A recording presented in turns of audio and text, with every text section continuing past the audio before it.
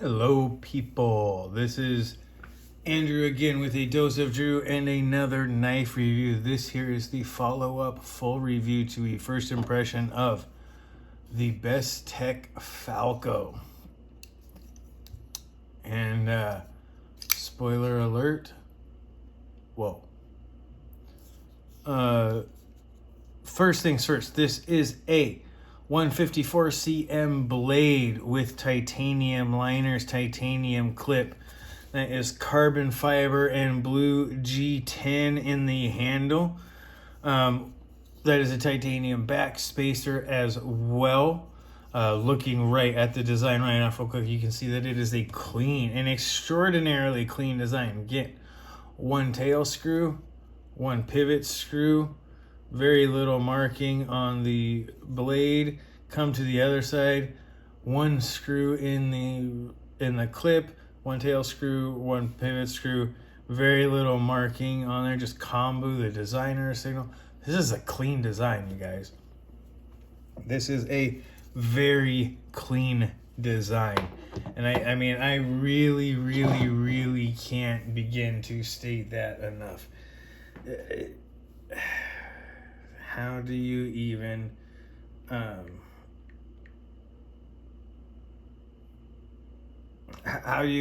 begin to state clean, elegant lines, one handle line, little dip here, we'll get to that in a minute, then one basically unbroken curve line all the way to the tip, from there to the tip, lots of belly, near mimicking plunge line. I'll get to that also later, my thoughts on that.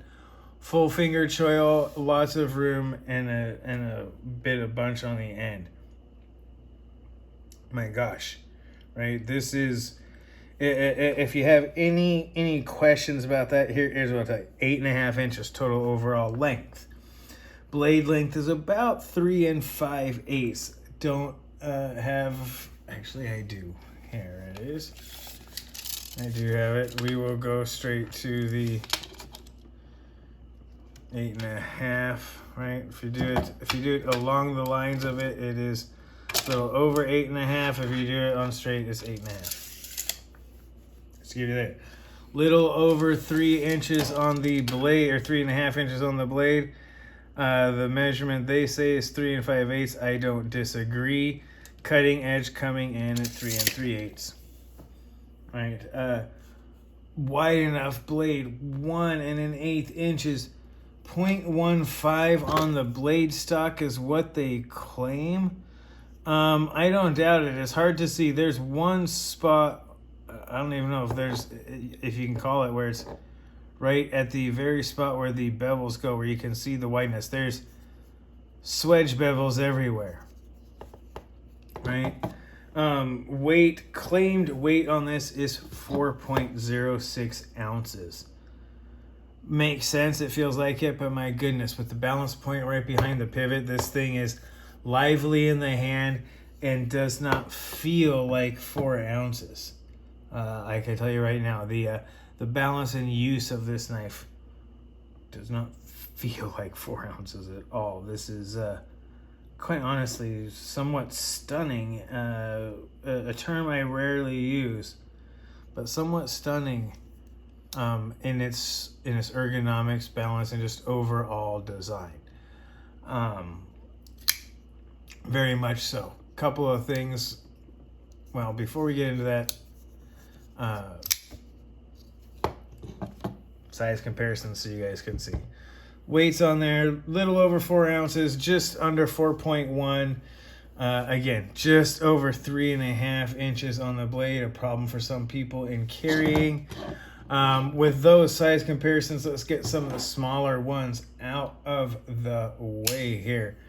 The Ontario Rat 2, absolutely dwarfed by this sucker, right? The Para 3, handle, blade, everything dwarfed by this thing. You know, you'll start to see a pattern here. Another little combo to bring up. Civivi Ortis, dwarfed but not so bad. Civivi Elementum, yeah.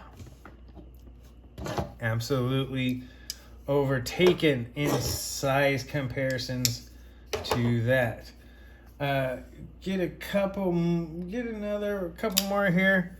We'll have the Honey Badger Medium, right?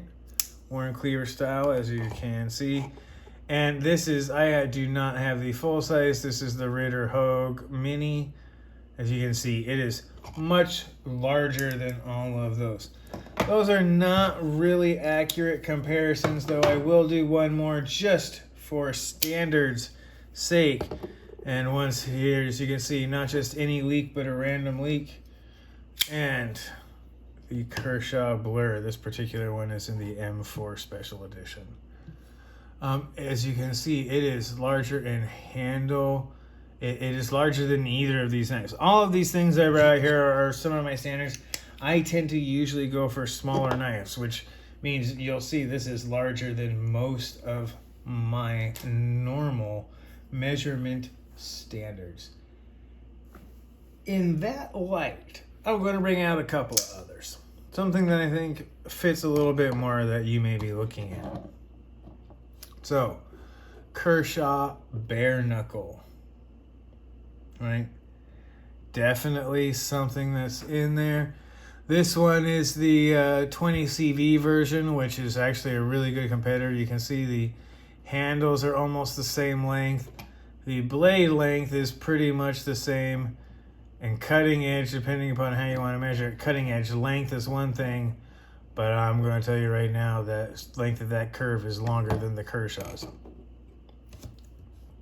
So, very similar to in a lot of dimensions to the Kershaw Bare Knuckle when it comes to the raw ratios on that. Another one here to take a look at, the CVV Riffle. This is the budget alternative where we would be looking at something like this. If you can take a good look, you get a lot of the same things. A lot of handle space, though no choil. A little bit of a tuck tail on there, which is nice as well. A very, very nice, the Riffle has a very similar where you have a very nice bit. You have that sort of ovoid plunge grind with very similar cutting edges. So the Civivi Riffle, I hate to say it like this because it came out first, but the Civivi Riffle is almost like a budget version of this in many ways. I don't say that as a bad thing because I absolutely love the Riffle as a general purpose everyday carry knife. The 14C28 and steel, that slicer grind, I believe that is called, that a lot of kids where it's normally just a straight line, but this is sort of a curve. I love a drop tail on the handle to help you with the power and give you really good knowledge and control of that tip from the reverse, from the regular hand grip position. So yeah, the Riffle is a great little knife for its price. One of my most recommendable knives in its size and price range.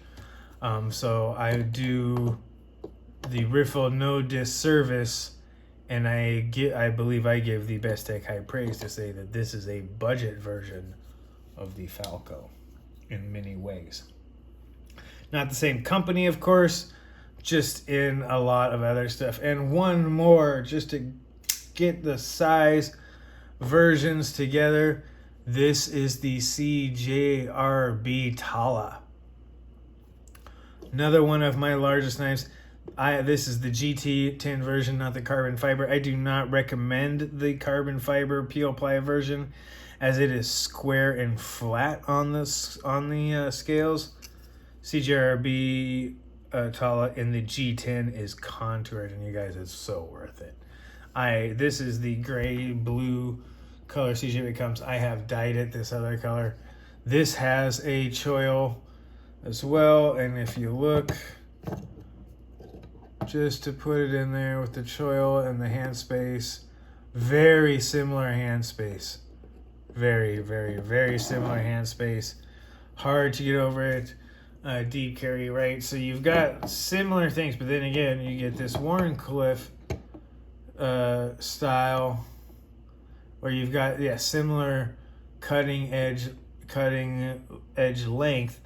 though that arc makes it actually longer than the straight. Again, very similar in size, though. If you know the Tali, you know that its balance point is a little bit back here, which is really nice when you're. I'm a fan of the Tali. It is probably my second favorite CJRB behind the feldspar, though I could stand to get a large feldspar. So I, again, am giving high praise to it when I say it is in this class. Again, another budget size. Now, contoured, fantastic. What makes this so much better to me? One, the design, the aesthetics of the design are great, right? I'll get to my nitpicks of it, and it is, I'm telling you guys right now, anything I'm going to tell you about is very much a nitpick on this knife. I am searching for things to pick out, so I'm going to start with both the design, the aesthetics I like. Absolutely, like the raw basic color tones, the gray titanium. You can get this in multiple colors. I personally like the blue and carbon fiber, as it gives you the silver or the regular titanium color that as long as the titanium pivot.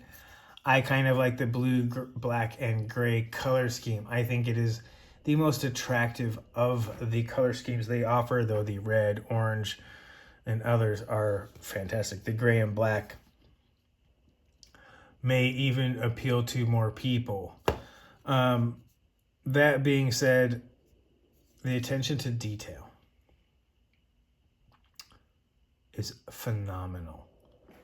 I am friends with Kombu, the designer, on Instagram. Full disclosure, there's the metal mark for when I say Kombu. You guys should follow him too. He's fantastic. Does a lot of artwork, photography, knives. He's got a lot of other designs. A lot of his other designs, I'll tell you right now, are busy. I'm not going to deny it. I'm a fan of several of his designs, but even the ones I like, Eskra, Webra, even the Arita, tend to be a little bit busy. The Arita is a fun knife for me, but it does not actually lend itself to my use of knives, so it isn't there. The Webra is a little bit long. It's closer in size to this. For the blade you get, so I wouldn't do it, even though I do like the blade shape. And then there's the Eskra, which has a shorter, fatter, slicey blade. The Eskra is the other one that I might get, and it is trying not to cost us one that I like. They're all Kombu designs, you guys. Many of them, if you look, very busy. And I mean that as both a compliment and a detriment, in that it is a personal taste. There is no doubt about it. But lots of cutouts, color combos, and all that stuff that give you a lot to look at visually. But my personal tastes run towards more the elegant, I guess, the mathematical elegance type, where there is a beauty to understated simplicity. And I believe this design is it is the most understated simplicity you can get. It's not really technically contoured, though. No matter what angle you look at it, it actually looks like it is. But it's stepped. The lines that are in there, it's stepped. So it's contoured, but it's a step contour, which does a couple of things. First, yes, there's some curve to it, but then those steps give you a little bit of friction points. And it's really at the bottom where your finger, and then up here where your fingers tend to grip by squeezing. That's fantastic, right? That's a design element that's both visual, different, tactile, and useful at the same time. That's pretty cool. You can see it on all of the spots where it's not curved, it's stepped. So it is, honestly, guys, that is the best way you could possibly contour a handle in the simplest, most effective way. Yeah, you can. I'm not just talking about lines. What I'm talking about is integrating things like blinds, cutouts, right? Steps, bevels that instead of a full curve, you just do a flat bevel. That's enough to make it like that. There are ways to do it, but it is simply by geometry, right? No fancy other things, no fancy holes or anything, simply by geometry. The other thing is the simplicity and symmetry of the lines. You can see it, wham, right? Essentially, with other cutouts for ergonomics, it's one swoop.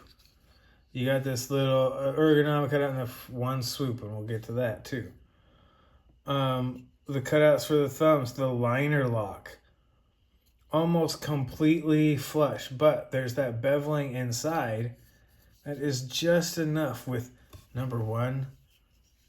I'm going to full stop. That bevel is just enough with the absolutely sublime and fantastic drop shut action that this knife has had from the moment I pulled it out of the box and still has to this day. That little bit of beveling, just beveling right there on the liner lock, is all it takes.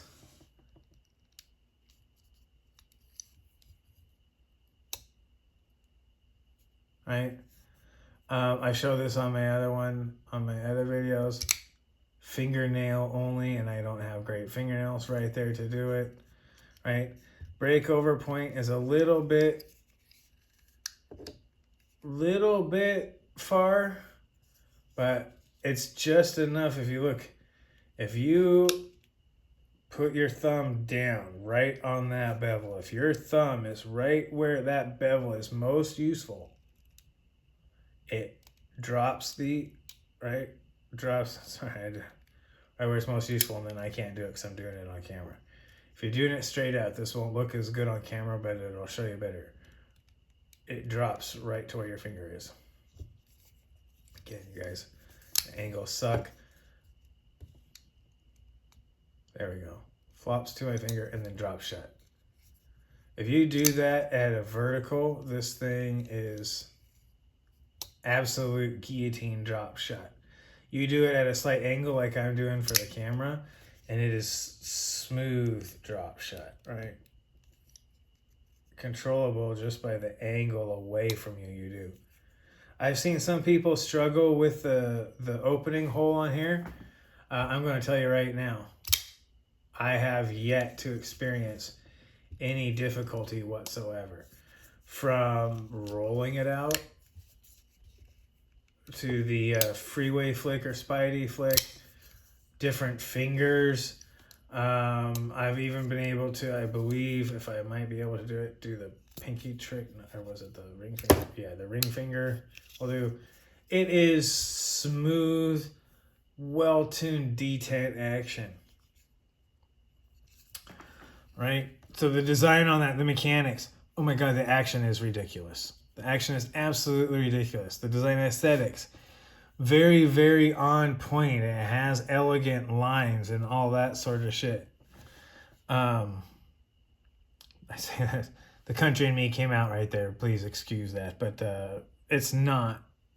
It's absolutely fantastic. The little cutout, I have mentioned this before in my previous one. On my hand, when I have it choked up and in that position, that hits on my outside hand pad, right? So I have a very, very secure grip right here that both at my hand and fingers and all along has full contact, as well as ramps to get around, right? If I choke back where I'm putting this in, it hits right on the outside of my pinky. This thing fits my hand perfectly, right where the jimping is, up there where I'm choked back. I once again have it sitting in. If I come back here and put it on there, it fits my thumb. That little cutout is an ergonomic marvel for my hand, and I can choke up more and it still works. I can choke back and it still works. It's just the right size to roll anywhere. I don't even know if I can do this on camera. To roll anywhere in that pad on the hand and fit. That's a beautiful thing. Once again, simple little curve, not a perfect circle, but it works absolutely beautifully with the human hand. That's nice. This flat on the back, right there where the titanium backspacer is, gives you this wonderful spot where you're in the verse grip that you have a pressure point if you ever need it, or something that if you actually need to drive this in, you got a really good angle for your thumb. Both. Other things, and I've seen this on much, this milled titanium pocket clip, almost full deep K, right? It goes right to the top of the thumb right there. That's all that sticks out. You know what? That's just enough to do, especially with that bevel and right where that screw is. The way that thing's beveled to right there, it is just enough that you can pick this whole knife up, especially when it's in the closed position, and manipulate it. So what comes out of your pocket is just enough that you have control of the knife, and it's pretty solid. Like, I can hold on to it. It's balanced that way. Ergonomically, this is a fantastical knife. Again, like Bestech often does, they have the cutouts for the action right there, so that the flipper tab, you have no doubt about what it is. It's push button down at an angle. Some people call it light switch, but you don't have to do it. You just don't push straight down. You just push down at an angle, and sublime action. One screw. Some contouring, and then steps within that contouring to give you a better grip in the places where you need it most.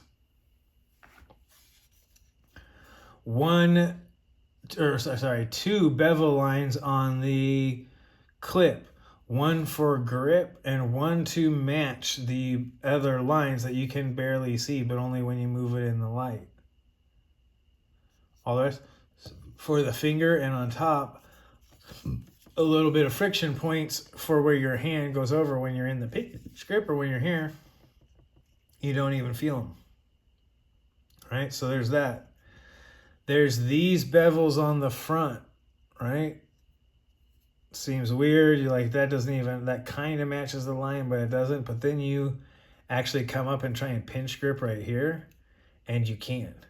If you want to use this blade as in meal prep, or you have a pinch grip need, I can put a cutting board right there in this grip.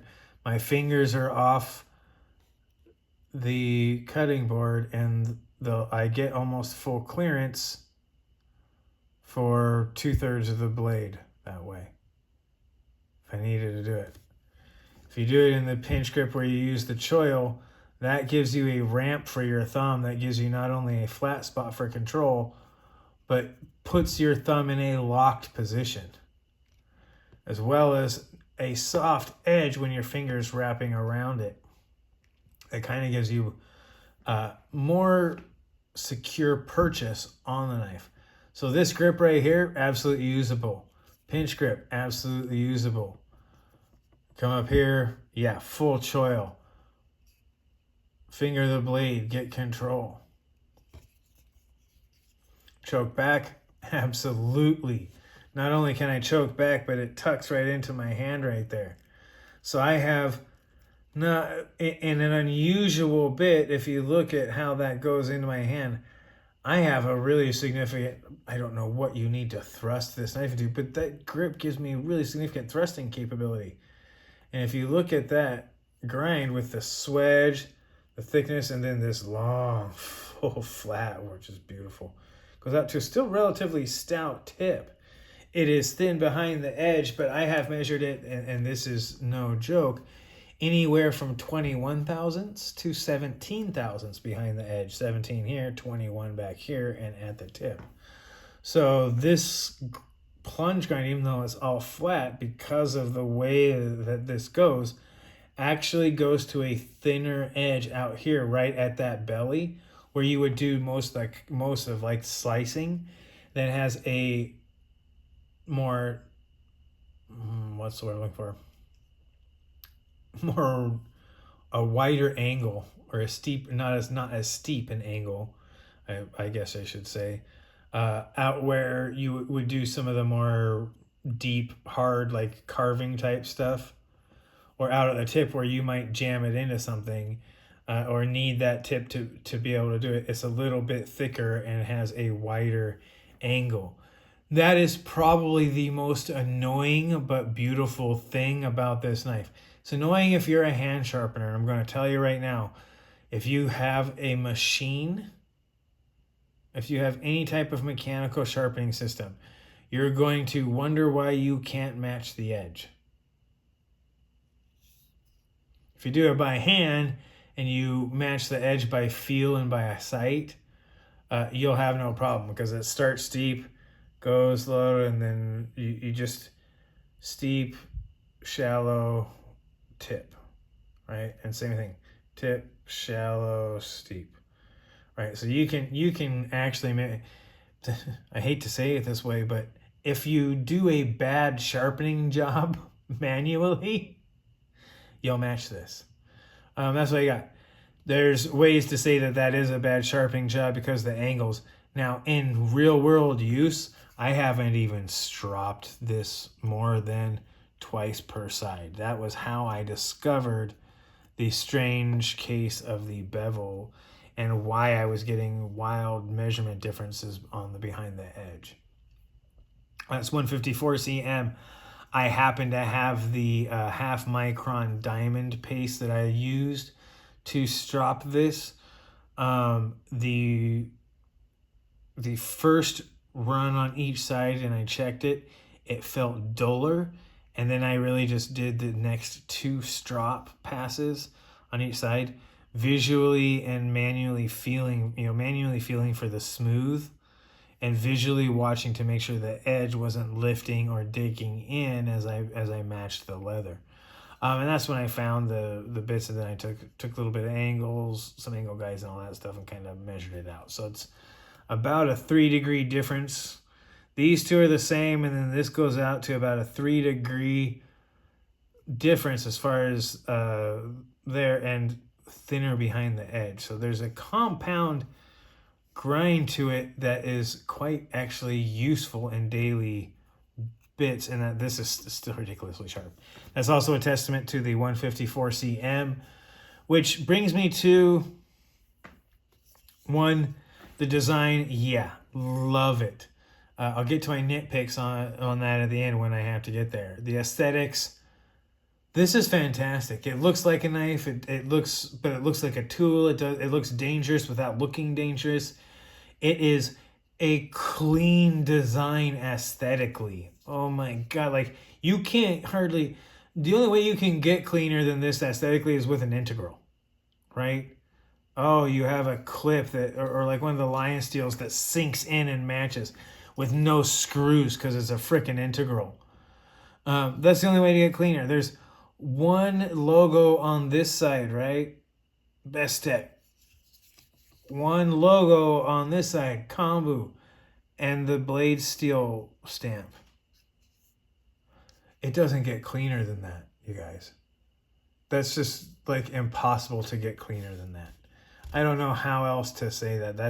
That's just clean. The extra lines, no extra stuff. I am not only impressed just overall in the overall market for the cleanliness of the design. Number one, for a single tail screw with this much weight, titanium capability, thick blade, and all that stuff. Rarely a find in the designs where it's that clean, and matching pivot screws and all that.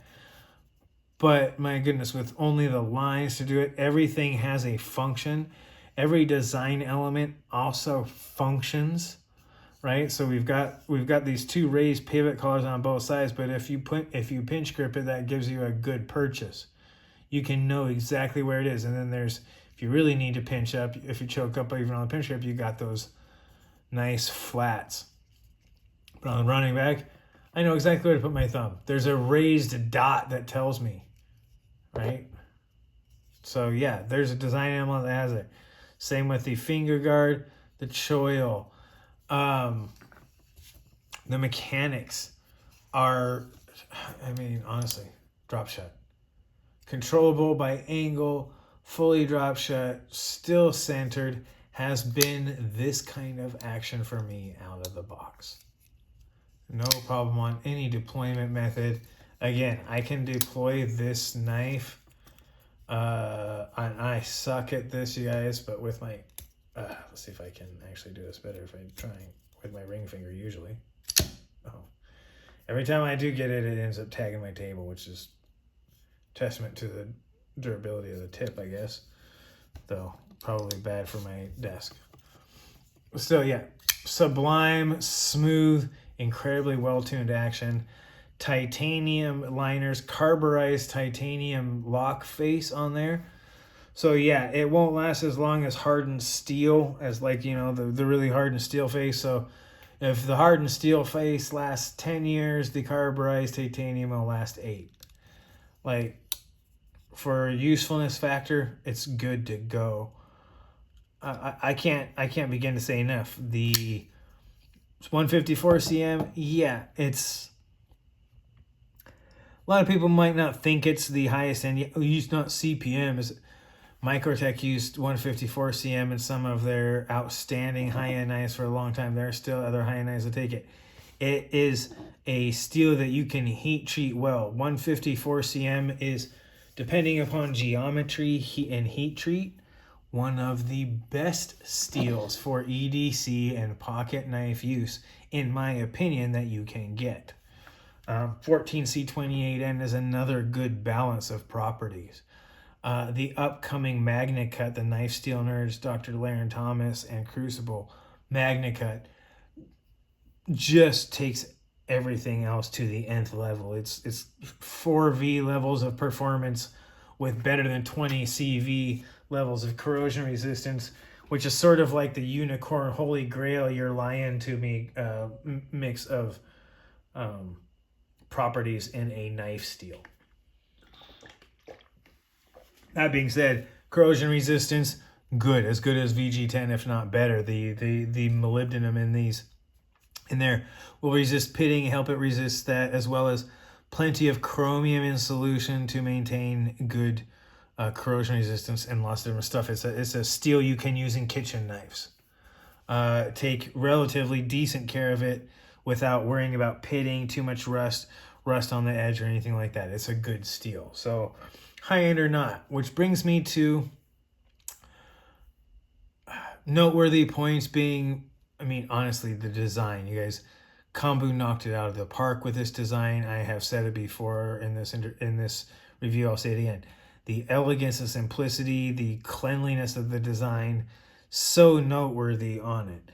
The cost value, this is about 150 to 160 bucks, depending upon where you get it and all that stuff and where you look.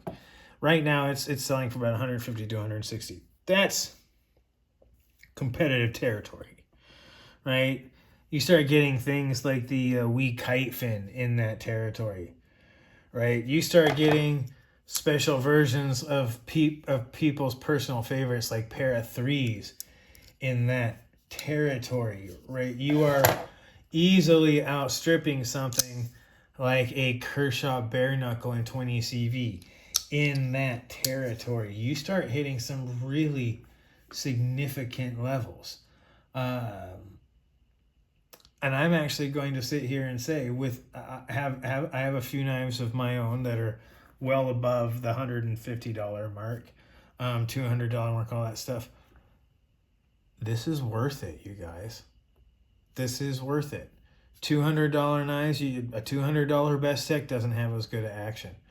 There's only a few knives I have in my collection that I can say have as good of action as this. I haven't even broken in my TRM Atom enough to be able to have action that matches this, you guys. It's nuts. It's nuts how good this knife and design are. I can't really go on enough about it. From everything where every little design element isn't just there for show, that it actually has a good, not only has a functional design, but it's a functional use in the design, but it's a function that you don't have to stretch to find. You just put your hand in a pinch grip and you're like, oh, that I can get up here. My thumb can sit up on there, and I have this little raised area. If I need to get in close, I have these bevels that allow me to be able to get multiple grips and still have fair control with different use cases. That's fantastic. It's high-end materials, G10 and carbon fiber mixed in that snakeskin pattern, which I particularly like. I think is beautiful. The chatoyance and how it comes off really gives it a lot. The titanium clip, titanium liners, titanium backspacer. That's high-end stuff, right? 154 cm. Arguably one of the best pocket knife steels, depending upon your priorities. You know, you may think M390 is because you get corrosion resistance and wear resistance at the expense of some toughness. In my experience, M390 is a bit chippy. 154 cm at this thin of an edge tends to bend and deform more than it does anything else. It doesn't chip as much. And this edge and slicer grind type, this long swoopy grind, really start to maximize that. So yeah, there's a lot of noteworthy points on this. So is the $150? It may seem like it if you're one of those people that looks at ratios and you're like, oh, I gotta have at that price. I can get 20 CV for $99.99 if I wait and get the right sales with the Kershaw bare knuckle, or if I just take it as is. You can find this version or other like Knife Center alone where it's $120, right? You can get 20 CV. I'm a knife junkie, right? I love my M4s, right? There's nothing quite like a good bit of steel. I mean, who doesn't like your S90V, right? Like, why not? Like, what isn't cool about that? But, well, you know, 20 CV, right? Who doesn't like their steels, right? I love my steels. I absolutely do. From K390, you know, you start looking at things like S30V. I got my Dragonflies here. I even got some crew wear, right? And just for anyone's information, if you don't already know, this particular Dragonfly was a dealer exclusive. It is crew wear, carbon fiber, and lined, and it easily cost more than the Falko. Now, on the other hand, the $140 I spent for the S90V on the Para 3 is really close to the same amount of money. And this goes for the M4 version. Spy 27 version, I believe, isn't quite down there. But yeah, I believe this one's the $120 to $130 one. But you're still looking at similar price range, right? S90V, FRN, plastic handle. I am a huge fan of the Para 3, so I don't even let it bother me.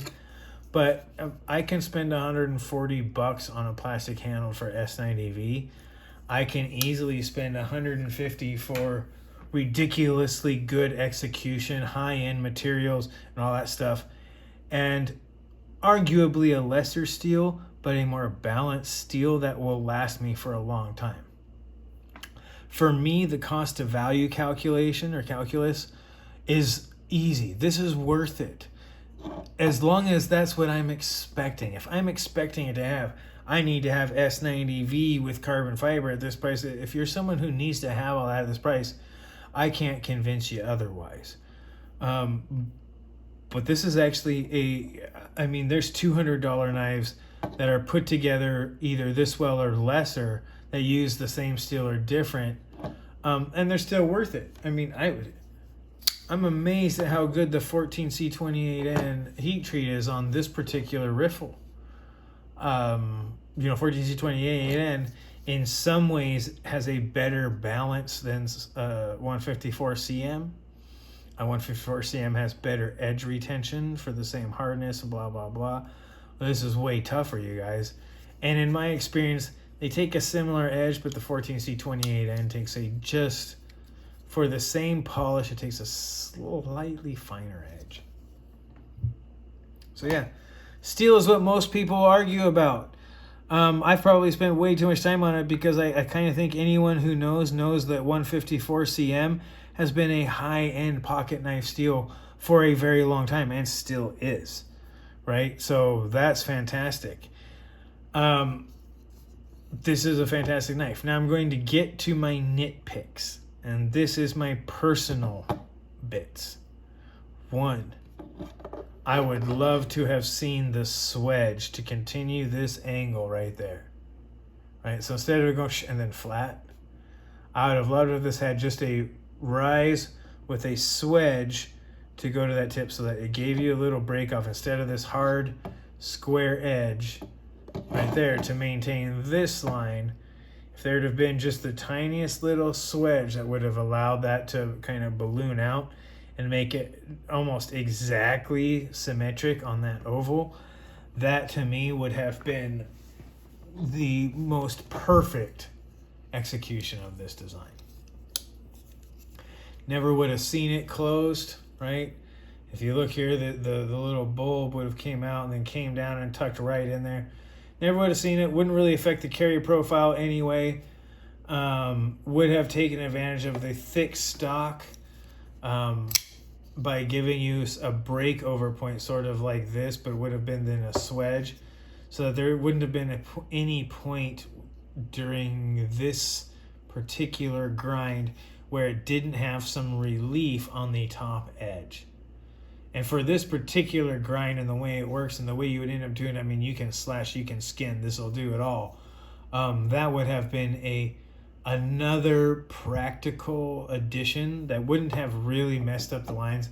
I can see why you didn't, right? I can see why you didn't put a nose on there. I can see why you didn't put a little bulb on the end of it. Personally, I think it would have been another one of those aesthetic calls that would have had nothing but function and would have looked good too. Would it have looked as good as this? Maybe not. Yeah, I mean, I'm not gonna lie. This is pretty freaking cool looking. Any angle, if you look down it, right? If you look down it, you can see the lines match up, down, all the way. Even at the pivot, they go through. Well put together, well executed, absolutely fantastically designed. Highly recommendable knife. Is it up there? Yes, it's right around the $150, $160 mark, but it's worth every bit of it. The materials are high end. It's incredibly well put together. And while this might be not at the top of everyone's list, the action is worth twice the price. The steel is probably everyone's biggest point, but for me, 154 cm is a fantastic carry steel. It doesn't bother me at all. It's cheaper than something like the $200 to $50 ones with 20 CV. Is a cleaner design, and honestly, it fits in my particular case, maybe it won't fit your hand, but in my case, it fits my hand in just about every grip and useful grip that I could use this knife or want to use this knife in, and does it well and securely and comfortably. And that, my friends, makes this an absolute Goldilocks knife where it is just right. It is good cost. You're not getting stuck with it. Every bit of it is high-end materials for what is a relatively lower price than some other high-end knives, right? Where you might have like all titanium and 20 CV or something, where some crazy person might try and pay too much money for something like that, and sometimes you just might pay a whole lot of money for something that seems smaller, that just has a really cool steel but basic. I mean, don't get me wrong, this is good, and a titanium clip, but black micarta and a really high-end steel is about the same price, right? Well, this one's actually a little more expensive for the special edition right now. For this 4V Sheepdog is a little bit more. For a really great steel and decent stuff without, titanium liners. It's nested stainless steel. So, yeah, I actually give this a cost-value ratio of Goldilocks. They did a really good job. I don't feel like I got ripped off by this knife at all. All of my nitpicks on it are just personal things I would do different. I would do a hidden lanyard in the back end here so that there would be one place where it can get in there where it wouldn't affect this. and you would never see it, but I would put the pin, you know, somewhere near that and put a hidden pin right there. A hidden lanyard. I don't even use a lanyard, but that would just be my concession to the people that do, so that if you are back choked down like that, there'd be a lanyard that you can wrap around or even get further down and get a grip on with your finger. This knife lends it to it, that I don't know why you need to chop with this knife like that. So, again, personal stuff, nitpicky. I don't care about the no lanyard. I'm not going to use one, so it doesn't actually bother me. The little bulb on the nose would have made this a nearly perfect knife. And I say that with less gravity than I really mean it. This thing is extraordinarily well designed and hits all of the buttons. Again, a Goldilocks knife. This is a long review because I really enjoy it. It is in so many ways the right size, the right materials, the right shape, the right grind, right? All of the things that can make certain things great. It's light enough. I can wear it in jeans. I have worn it in athletic shorts. It tends to be more than a little noticeable, but I have worn it in sweats where it's less than that. Yeah, fantastic knife, you guys. Highly recommendable. I can't recommend it enough. It's worth the money. If you can't budget the 150 and you're like, oh, it doesn't have 150, it has 154 cm, whatever, you're not paying attention to the rest of it. And you should. It's worth a look. This is worth a look, you guys. Again, Kombu designed, Bestech executed. This model is called the Falko. It's around 150 to 160 bucks. This is a great tool. It's one that'll last around. It's full titanium, carbon fiber and G10, 154 cm, clean, absolutely fantastic action, and a fit and finish that just is worth it. You can't hardly get better than that. And I mean that truly. There's personal preferences. Oh, maybe he should flip this around so that, you know, I have this blade shape to work with so it looks more like a pleroma or something. But as it is, I can use it right now for a letter opener, and it's fantastic. I can do it in lots of different ways. Yeah.